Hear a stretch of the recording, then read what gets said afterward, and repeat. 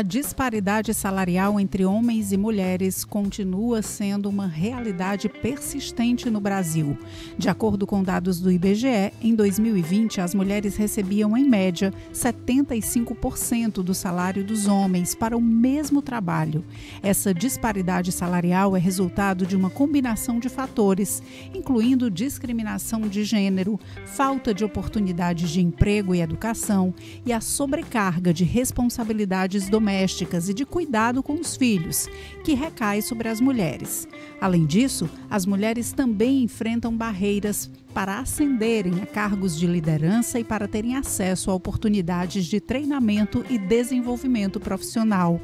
A disparidade salarial entre homens e mulheres tem consequências significativas para a economia e para a sociedade como um todo. Ela contribui para a pobreza e a desigualdade e limita as oportunidades de crescimento e desenvolvimento para as mulheres e suas famílias. Essa realidade é o tema do Entre Assuntos de hoje.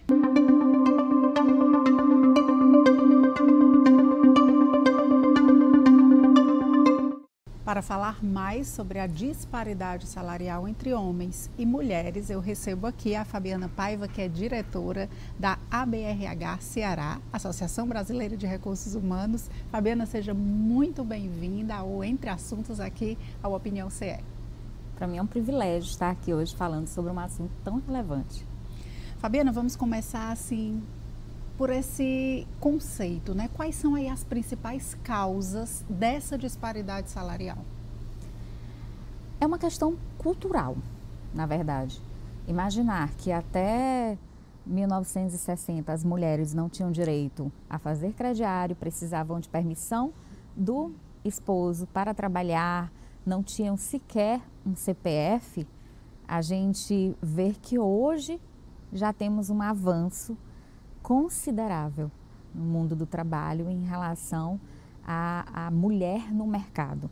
Então, essa questão histórica, ela tem uma interferência, mas que existem lutas para que isso seja aí um dia totalmente cessado no mundo do trabalho. Se a gente fizer um retrospecto e até pegar como referências filmes e livros, então a gente consegue ter uma visão bem clara do que é essa evolução, de como as coisas aconteciam lá atrás.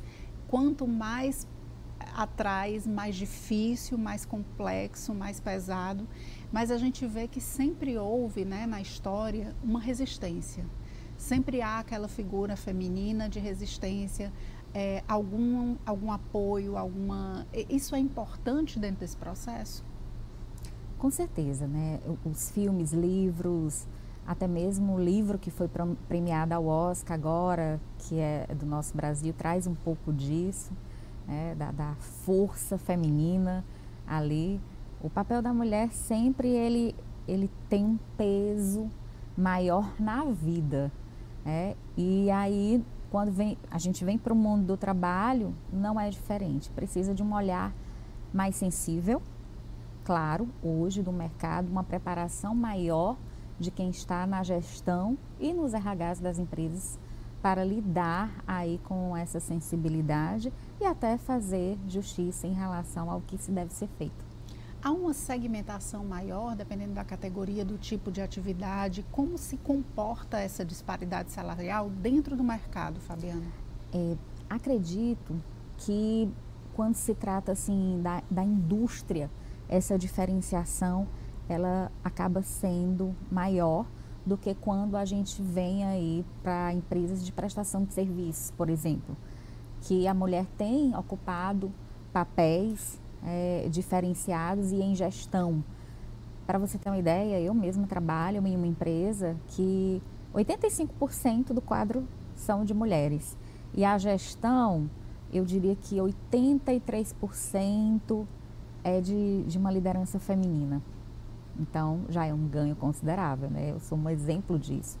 Estou na gestão há muitos anos, gerenciando 8 filiais no Nordeste. Você explicava que essa questão de se chegar a um equilíbrio maior dentro dessa questão salarial passa pelos departamentos de RH, claro, que tem aí a obrigação de orientar e de abrir os olhos, né, mostrar caminhos, mas passa principalmente pelos gestores, que precisam também de um treinamento específico. Como é que acontece isso? Há uma procura maior? Você sente que há uma abertura dentro desse segmento para que haja um equilíbrio maior nessas contratações? As empresas estão mais aptas e mais ligadas nessa equiparação salarial? Como é que está esse contexto geral? O E-Social, ele tem ajudado muito também por conta aí da lei da igualdade, né, salarial no mercado de trabalho. Então, as funções com salários tão diferenciados, elas não podem existir. Então, as empresas também, elas estão buscando mais por pesquisas salariais para poder balizar como vão aí ter uma base realmente salarial no mundo do trabalho, mas os gestores e empresas que estão tentando trazer uma sensibilidade maior estão buscando formações. Tem um grande grupo aí no mundo do trabalho que também é multinacional, que inclusive eu vi buscando formação para trabalhar a diversidade, mas também essa consciência da igualdade salarial para os gestores principalmente, porque não é só o RH que faz ali a decisão. O RH, né, ali os recursos humanos, é o meio. Quem vai realmente ter um olhar mais sensível para a mulher dentro do mundo do trabalho são os gestores de uma forma geral, que nem sempre são mulheres. Mas uma curiosidade é que às vezes as mulheres, elas ainda têm uma visão mais passada aí, e até machista por conta da cultura mesmo. Então até nós, mulheres, precisamos mudar, enquanto gestoras, o nosso olhar ser mais sensível. Enquanto RH, como é que acontece uma formação e um treinamento nesse sentido, né? Que pontos são abordados, como vocês trabalham nessa orientação? Na verdade, é feito um levantamento de necessidades a serem trabalhadas a partir ali de ouvir, de pesquisas dentro da organização, e vai se montando, brifando ali quais são os conteúdos necessários. E aí trazemos pessoas que sejam especialistas nas áreas, principalmente de diversidade e inclusão, e essa formação ela é ministrada. Então, assim, o olhar ele é diferenciado para cada negócio, cada segmento, né, cada empresa. Porque existe uma cultura ali que vem sendo seguida e precisa de mudança dessa cultura. E aí a formação é com base nisso. Fabiana, agora a gente sabe que o RH ele também acompanha a vida da empresa pós-contratação e a vida de funcionários e gestores dentro de um longo tempo. É um departamento que está ali presente nas empresas. Dentro da sua experiência, do seu olhar profissional, quais são as situações, né, dentro de uma empresa que demonstram essa desigualdade salarial? Isso influencia até em questões de relacionamentos? Quais são as situações mais assim peculiares que você pode citar, que exigem até uma condução mais sensível, uma condução mais específica do Departamento de Recursos Humanos, ou até de Recursos Humanos, ou até uma intervenção de gestão mesmo? O desafio ainda é maior aqui no nosso Ceará, porque as empresas elas são, em sua maioria, familiares. E muitas vezes essas definições salariais são por parte dos donos das empresas. Então imagina o desafio do RH em ter que convencer os CEOs, os presidentes das empresas, que a coisa hoje está bem diferente e que existe uma lei, porque se não for pelo amor, vai ser pela punição ou pela dor, que realmente precisa se mudar. Então, os desafios maiores, eu te diria que seria convencer os CEOs, os presidentes das empresas, que o cenário está diferenciado e que nós precisamos, né, em sua totalidade, mudar a mentalidade, porque o papel da mulher está muito igual. E assim, a gestão está muito com base em resultados. Se as mulheres estão trazendo resultados muitas vezes até superiores do que um homem em cargo de gestão ou de liderança, ou até mesmo no operacional, por que essa diferença? Outro detalhe é por que as empresas elas muitas vezes escondem que têm salários diferenciados. E aí existe hoje a lei da transparência, né? Ano passado, por exemplo, saiu um relatório em meados de setembro, no segundo semestre, que fala que 20,7% dos salários para os homens ainda são maiores do que as mulheres das empresas pesquisadas. Por quê? Quando chega no cargo de gestão, 27% das mulheres em cargos de gestão ganham um valor inferior aos homens, em até 5%. É pouco, mas dependendo do valor, não é tão pouco assim. Mas por quê? Exatamente. É uma pergunta que se faz, até porque você colocou uma questão que é fundamental, que é a entrega de resultados, né? Hoje se busca principalmente essa questão, são números, são projeções, são metas, né, a serem alcançadas. E a gente sabe que, de uma forma geral, a mulher apresenta um perfil, talvez até fisiológico, de desempenho, de capacidade de gerenciar várias coisas ao mesmo tempo, de sair de situações mais complexas, que lhe é peculiar. Então, Sim. Isso lhe dá um resultado melhor. Isso, a mulher tem se destacado exatamente por esse perfil, de ela conseguir fazer muitas coisas ao mesmo tempo e que o homem reconhece que ele não tem essa habilidade. É uma coisa de cada vez. Claro, como ele tem a coisa do foco e do resultado, mas as mulheres, elas conseguem, além do foco e do resultado, uma sensibilidade maior, elas conseguem lidar com questões diversas, porque na vida pessoal não é diferente. A mulher, ela também tem muitos papéis. Se a gente for colocar na balança, a mulher tem bem mais papéis em sua vida como um todo, além do profissional, do que o homem. Porque culturalmente foi assim. A coisa está mudando? Está. A gente vê a geração Z, que tem uma mentalidade bem diferenciada. E quem sabe será essa geração que vai mudar tudo isso. Isso dentro das empresas, essa questão do salário e do desempenho, quando a gente coloca esses dois pontos na balança, no dia a dia, administrar isso ainda é conflitante? Ainda há questões de, porque eu não sou subordinada a você porque você é mulher, eu não vou admitir que isso aconteça, por isso.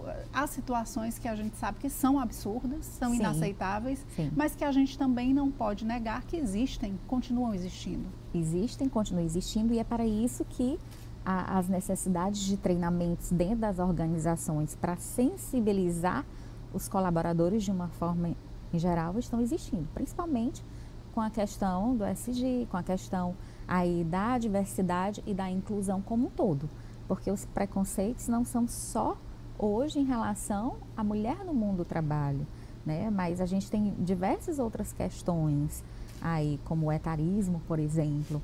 Sim. Então, uma mulher no mundo do trabalho e ainda mais a questão do etarismo junto, aí é uma coisa bem mais complicada. Então, os treinamentos hoje para as lideranças estão incluindo muito todas essas questões. De que forma, enquanto mulher e profissional, eu posso me posicionar perante o mercado? Como eu devo me apresentar para que eu busque aí essa equiparação, essa superação até salarial em relação aos homens? Qual é o caminho que eu devo seguir? O caminho é realmente sentir-se segura do seu papel, o autoconhecimento, saber as suas capacidades, saber do quanto você é não só capaz, mas mostrar evidências no mundo do trabalho de resultados que você já alcançou. Porque, olha, contra fatos não há argumento. E a mulher, ela tem não só tido uma presença maior, uma postura cada vez mais atrativa para o mundo do trabalho e resultados consideráveis. Então, quando a mulher ela toma consciência de tudo isso, se apropria, ela se empodera para poder enfrentar todos esses pontos que a gente abordou aqui. Já até mesmo chamar com sua sensibilidade um colaborador que não aceita essa liderança feminina para fazê-lo mudar de opinião a partir de tudo que ela tem ali, né, como resultados, como conhecimento, e aí ela faz com que ele mude a mentalidade. A gente falou lá no início da questão da motivação, né? Que é uma questão histórica, que vem lá de trás, vem dessa questão machista, mesmo cultural. De uma certa forma, corrigir esses equívocos e toda a evolução que aconteceu até agora passa por ações de governo, por educação, né? De que forma o governo em si, a própria estrutura social pode contribuir para essa equiparação salarial? Acredito que essa conscientização ela pode vir desde a escola, formando ali a base. Hoje a gente tem conteúdo sendo trabalhado dentro das escolas no itinerário formativo que são bem interessantes. E mudando a mentalidade das novas gerações, a gente vai conseguir chegar num balizador aí, né, numa igualdade de pensamentos. Eu tenho uma filha de 14 anos que já questiona bastante. Os meus sobrinhos da mesma idade já questionam bastante o porquê disso, porque eles não conseguem enxergar que deva existir essa diferença. Então, são essas pessoas que amanhã estarão nessas posições ocupadas atualmente por outras. É possível se questionar isso legalmente até? Se você recebe uma proposta de emprego e você identifica que dentro de uma empresa há essa desigualdade salarial, você, enquanto profissional, você pode fazer esse questionamento? Você deve? Como isso é feito? Qual é o caminho? As mulheres elas têm brigado na justiça por essa igualdade, mas somente por meio de ações que venham, né, do próprio Ministério do Trabalho, por meio de estudos, e realmente trazendo essa questão da lei da transparência, da igualdade salarial e às vezes até mexer nas empresas no sentido de multar as empresas que elas não pratiquem o que deve ser praticado por lei, somente isso vai realmente trazer uma mudança de comportamento para muitas empresas. A gente vê hoje também formatos de negócio que já nascem, né, vislumbrando aí um equilíbrio maior de mercado, não só com relação à questão de gênero, mas com inúmeras outras questões, né? Talvez esse seja já também um resultado desse processo, porque já existem empresas que só contratam mão de obra feminina, ou que têm uma gestão feminina que priorizam a mão de obra feminina, ou que têm departamentos dentro de suas empresas que lidam ali com a mãe que amamenta, que tem um tratamento especial para determinadas situações. Isso é uma crescente? Como é que você enxerga isso? Principalmente porque a gente tem muitas empresas hoje que são startups e que a mentalidade ela é bem diferente, né? Hubs, aí que vem de uma mentalidade bem diferente em relação ao mundo do trabalho. Mas vamos pensar no avanço mesmo, né, das profissões. A gente vê hoje mulheres como motorista de ônibus, essa função de cobradora não existe mais, mas eu acompanhei esse processo. Tem muitas posições que antes eram apenas ocupadas por homens que já percebe-se que é totalmente possível ser ocupadas por mulheres em cargos mais operacionais e de liderança. A gente vê, né, como eu citei, eu sou um exemplo nisso. A BRH Ceará, ela está aí se aproximando cada vez mais de alguns órgãos, como por exemplo o Ministério do Trabalho. Nós vamos ter agora o RH 360, que são exatamente auditores fiscais que vão vir falar sobre não só a NR1, que é a preocupação com a saúde emocional aí, que vai passar a valer a partir de maio, mas também a importância da igualdade salarial e diversas outras questões. De que se as empresas, o intuito por que o Ministério tem esse interesse? Porque o Ministério do Trabalho está com uma ação bem mais educativa para as empresas. Assim como existem blitz educativas, o Ministério está chamando as empresas para educá-las, né, para trazer o letramento para todos, sobre não só a importância, mas que de fato tem que fazer acontecer, porque senão daqui a pouco somente a punição que vai resolver, entendeu? Então assim, a BRH tem hoje essa preocupação, né, com suas diretorias, temos diretorias de diversidade, responsabilidade social dentro da mesma, mas com esse intuito e trazendo sempre esse olhar para a importância. Inclusive a diretoria da BRH, 80% é feminina. Nossa presidente é uma mulher, exatamente por conta disso, desde a gestão passada. E a BRH Brasil, que é a BRH Nacional, ela também tem uma nova presidente que é uma mulher. Vocês trabalham, então, direcionados a um momento de transição, digamos assim. Todos nós estamos em um período de transição, né, onde ainda tem muito resquício, sempre vai acontecer, muito resquício de algo que nasceu lá atrás e ainda vem muito carregado de questões culturais e até empresas familiares que têm mais essas questões enraizadas. E, de um outro lado, essas empresas que estão nascendo, né, das startups, que têm uma outra visão de mercado. Então, de uma certa forma, enquanto profissionais que lidam com isso, vocês têm que ter duas vertentes aí de condução, né, para convergir no único objetivo. Isso, que o único objetivo, gente, é a economia, é resultado, né, é dignificar o homem, porque o trabalho, se a gente parar para pensar, dignifica o homem e a mulher. Eu acho até que antigamente sempre se referia ao homem. Os livros, eles sempre se referem, né, mais ao homem, mas dignificar o cidadão. E aí, cada vez mais esse olhar, ele precisa existir para as reflexões. Eu penso que nós estamos numa era de reflexão, para sensibilização e para questionar os porquês. Porque antigamente era assim. Eu não sei, sempre foi assim. E as pessoas iam seguindo. Hoje não. Uma criança, ela já é super questionadora dos porquês. E a cada geração a gente vem vendo isso. A geração X, ela mudou isso. De questionar por que é assim. Mas hoje não faz mais sentido ser assim. As respostas precisam ser dadas. Isso. E elas estão. Aí eu volto, né, historicamente. Se pensar que até 60 anos, que parece muito, né, mas não é, 65 anos, a mulher, ela precisava de autorização para trabalhar, para fazer um crediário, usava o CPF do esposo, do marido, né, do marido, porque ela não tinha esse direito. E hoje ela está em cargos de liderança. Nós tivemos uma situação muito, muito legal, que foi uma grande CEO de RH, de uma empresa que ganhou o prêmio Ser Humano. Ela ganhou o primeiro aqui no Ceará, que é uma premiação que a BRH faz, das melhores práticas de gestão. E aí ela ganhou uma premiação nacional e saiu aqui do Ceará.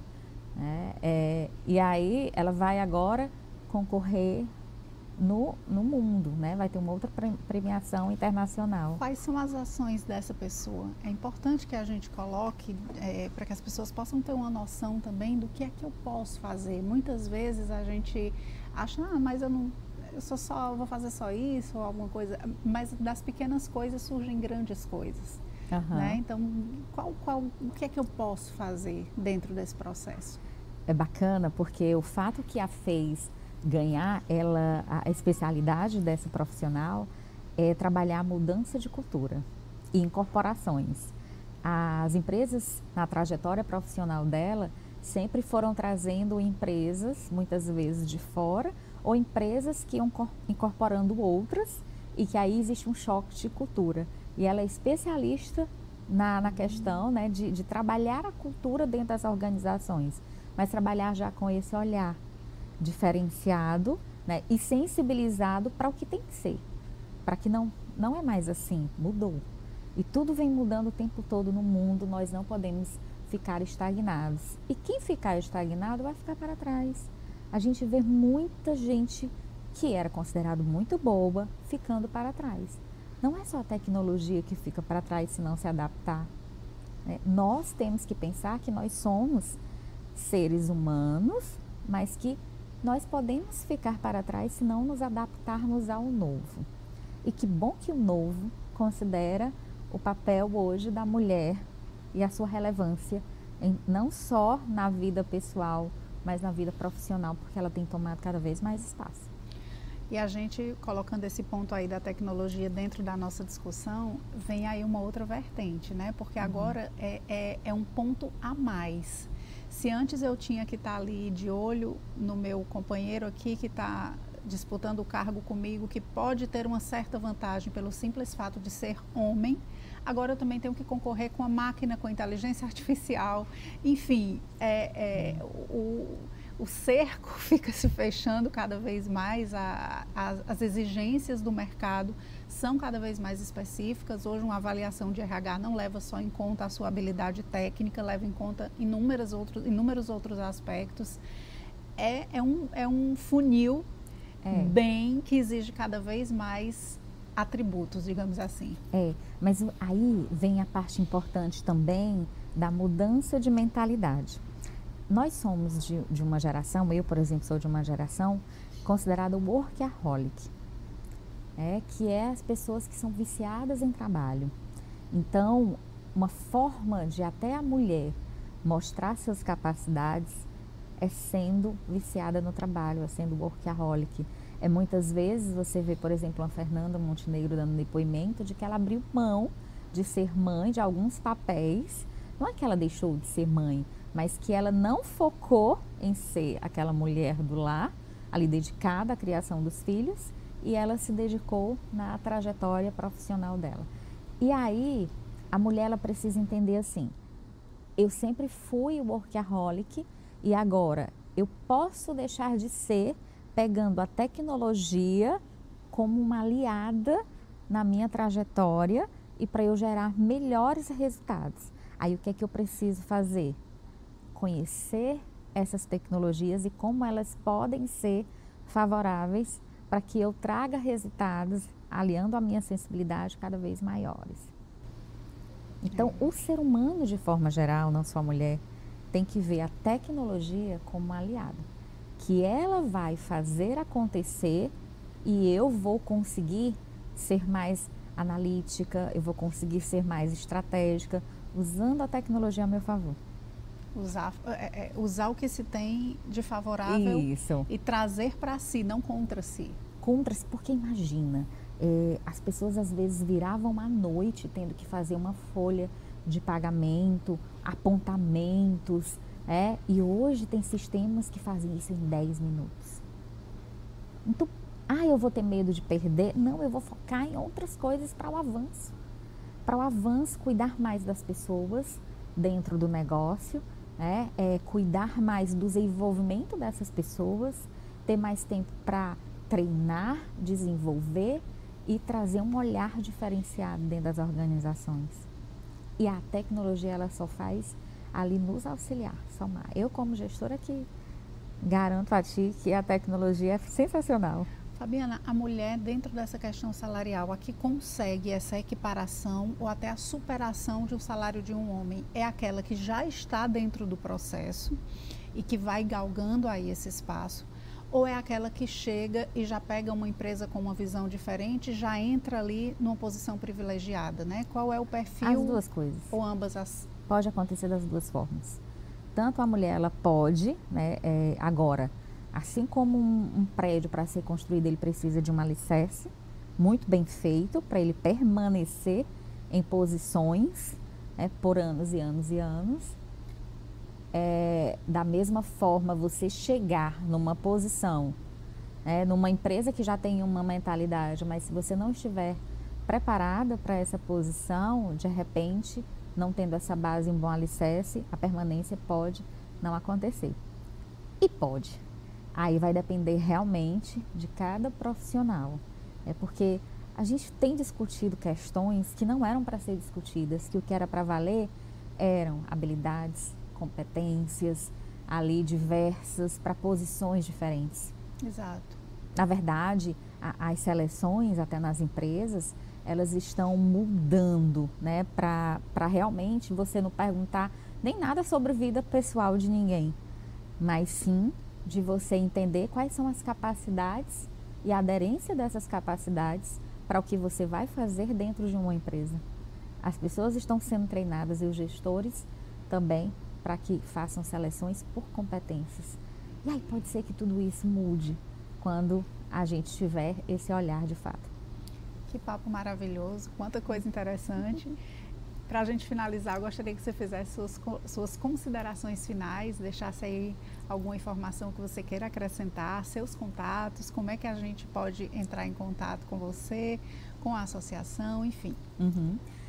Eu queria agradecer a oportunidade de estar aqui, de poder debater sobre um assunto tão importante e relevante, e com fé, porque eu tenho muita fé que daqui a alguns anos a gente volte para conversar e tudo esteja cada vez melhor, porque novas gerações e a gente já está tendo essa oportunidade de discutir sobre isso. Dizer que a BRH Ceará ela está à inteira disposição para somar e para trazer, auxiliar as empresas de uma forma geral e os seus RHs a essa mudança de mentalidade, buscando aí os canais que a gente pode ter acesso para somar a essa mudança e que as empresas, as pessoas, os profissionais podem buscar a BRH Ceará por meio das nossas redes sociais. Nosso Instagram é a BRH Ceará, o nosso LinkedIn também, nós temos Facebook e nós temos um escritório aqui perto, que as pessoas podem visitar, as profissionais, não só de RH, mas de marketing, de qualquer outra área, porque nós temos associados de todas as áreas que você possa imaginar. Talvez seja até outro segredinho aí desse bom momento, é integrar pessoas, integrar ações e profissões. E competências. É uma força, né? Uma força maior. Isso. E que a mulher, ela é muito bem reconhecida e valorizada dentro da nossa associação. A gente fica por aqui, até a próxima.